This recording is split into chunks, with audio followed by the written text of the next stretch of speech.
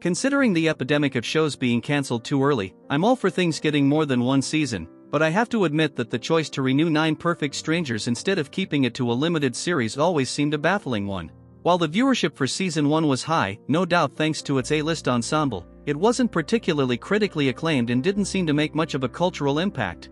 The fact that the show covered Liane Moriarty's entire novel made it seem prime for a one-off, as did the fact that the first installment dropped way back in 2021. While I'm not sure who asked for a 9 Perfect Strangers season 2, I'm not mad we got one. While it has some of the same issues the first installment did, season 2 is ultimately bolder, weirder, and more compelling in many ways. It doesn't always work, but it certainly doesn't play it safe, and the risks it takes feel refreshing if also occasionally baffling. What is 9 Perfect Strangers season 2 about? Though there are callbacks to season 1, 9 Perfect Strangers doesn't rely too heavily on them. Add in the fact that Nicole Kidman's Masha is the only returning character, and the show feels as close to an anthology as you can get without technically being classified as such. Season 2 quickly catches us up to speed about what's been happening with Masha since we last saw her. She's under federal investigations, but she's also being praised as a disruptor for her work with psychedelics before wasting no time shipping her off to the Austrian Alps to an old-world health spa run by Helena and her son Martin. It seems like the place may offer her the fresh start she needs, that is, if she can overcome the history she has with it and some of its guests. Then there are the titular strangers: Brian, a socially anxious puppeteer who lost his popular children's show after he had a meltdown that went viral; Agnes, a former nun who has lost her faith; Tina, a child piano prodigy who has lost her passion for music; and her supportive but overbearing girlfriend Wolfie. There are also 2 sets of parents and children, a sweet but awkward son named Peter, who just wants to connect with his distant billionaire father David, and uptight daughter Imogen, who struggles to get approval from her eccentric mother Victoria, who has brought along her young lover Matteo, much to Imogen's dismay. 9 Perfect Strangers season 2 has so many great characters, so little time. The good news? All the characters in 9 Perfect Strangers season 2 are interesting and get a chance to shine. While many of them play into tropes: the selfish billionaire, the tortured artist, the cougar, etc., they just as frequently subvert them, and their backgrounds and personalities are specific enough that they rarely veer into cliché or caricature territory. Agnes is particularly intriguing, especially with De Leon's subtle yet powerful performance. She makes the former nun both grounded and mysterious, feeling like the heart of the show alongside Matteo, who has a beautiful speech in episode 6 that acts as a pivotal moment and the thesis of the show.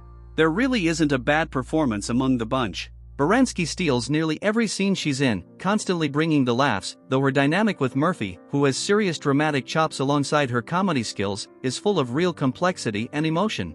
It's also a delight to watch her and Golding play off one another, their relationship full of bizarre but irresistible rom-com charm. The same can be said of King Princess and Richardson Sellers, who balance an easy, lived-in romantic chemistry with tense resentment simmering just under the surface. Bartlett has a strange task, with many of his scenes requiring him to act alongside a puppet, but he effortlessly pulls it off and offers a refreshingly nuanced take on cancel culture to boot. The bad news, however, is that there simply isn't enough time to dive as deeply as one would like into all of them. They each have enough potential to carry an entire series, but with the season's 8 episodes, some don't even get a single installment dedicated just to them.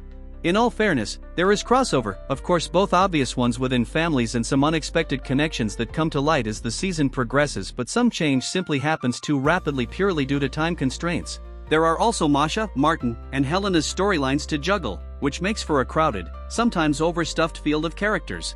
It doesn't help that, while that trio gets some of the most screen time, it never feels quite as interesting as what's going on with the secondary cast. 9 Perfect Strangers is beautifully crafted but tonally messy.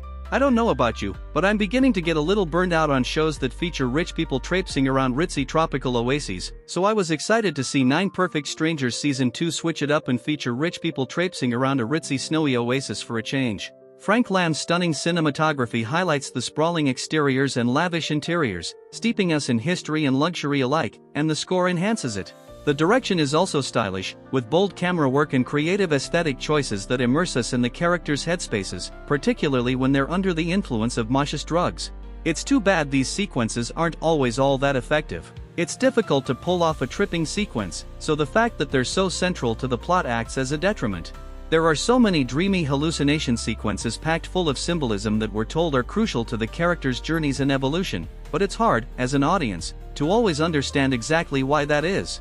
A more effective way to showcase this might be with more traditional conversations, though that would undermine a main aspect of the show.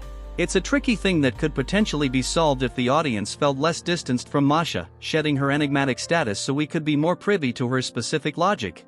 Positioning it as more of a sci-fi series and more clearly embracing those genre elements could also help, as right now, the dramatic thriller vibe isn't quite working. The moments of suspense and edge are undercut by things being too neatly resolved. 9 Perfect Strangers Season 2 has its fair share of effective twists and even more excellent performances, though it can feel limited by its short episode count and the constraints of its premise and genre. While it's an addition that doesn't seem altogether necessary, it does more than enough to justify its existence and is an improvement upon the first season in many ways. The specificity of the characters makes them easy to care about and root for, and the remarkable Alpine landscape makes for a breath of fresh air and will serve as a nice, cool retreat as we approach the sweltering summer months.